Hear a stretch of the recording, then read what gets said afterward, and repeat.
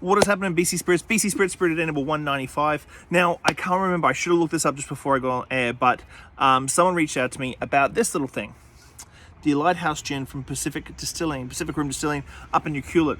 And they were asking me to do a review on it. So I reached out and got it sorted out. And now I've got a bottle of the lovely Lighthouse gin.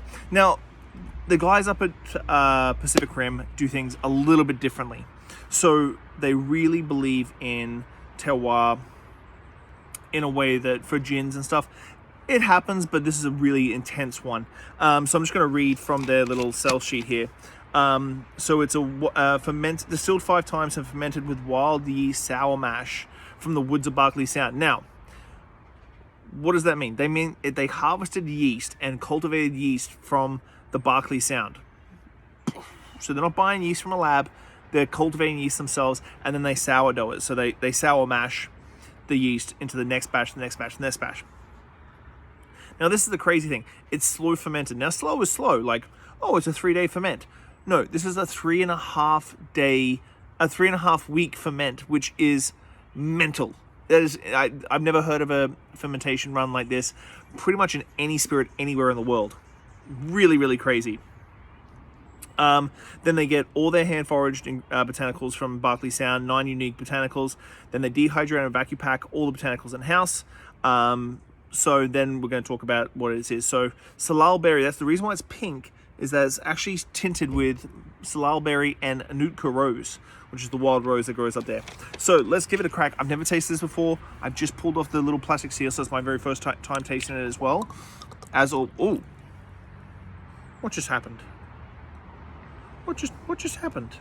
It looks like oh no, maybe it's just my eyes. Maybe it's just going into the glass. The glass is making it creepy. Like, this is a crazy looking, like, colored gin. Like, look at the way it changes from like watermelon to like bright hot pink in the glass just by swirling it. That is intense. So definitely getting the sweetness on the nose of the salal berries. If you've ever done the salal gin from outside, you're gonna know what I mean. The Nootka rose is definitely there too. Like, I love the wild rose. I've wanted to do a wild rose liqueur in BC for years. Definitely getting the malted barley too. Interesting nose with the barley, because you are getting that really weird sour bread sort of wild yeast.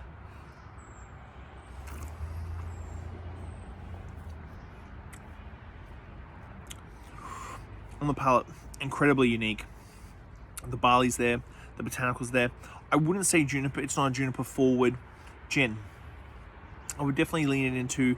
It does have some like earthy, husky botanicals that you would find in like a classic London Dry, your Tanquerays, that sort of thing.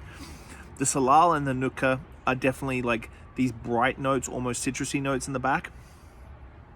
Very complex with that sour mashed, sour bread, sort of wild fermented barley in there. And then the juniper is very, very subtle. Very, very subtle indeed. Doesn't have a huge amount of like pop in the juniper category.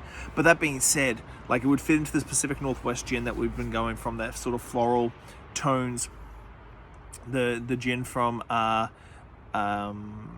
Bespoke the other week, Noteworthy's gins, these sort of like floral tinted sort of notes.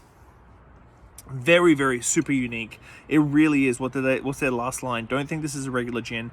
Think of it as a gin style spirit or a terroir spirit. I completely agree with that. What would I do with this? I would be using this in my Negronis. This bad boy in my Negronis, good to go. So Esquire Malt Rosso and the Woods Amaro, you're set. This is be a great little one. The color is just epic. Like, I'm gonna do this again just for you guys because I freaked out. I'm colorblind, so I have no idea. So watch. See how it just changes as you pour it. But that is Spirit of the Day, number 195. I wanted to get to you before the end of the day. Thanks a lot, guys. See you tomorrow. Bye.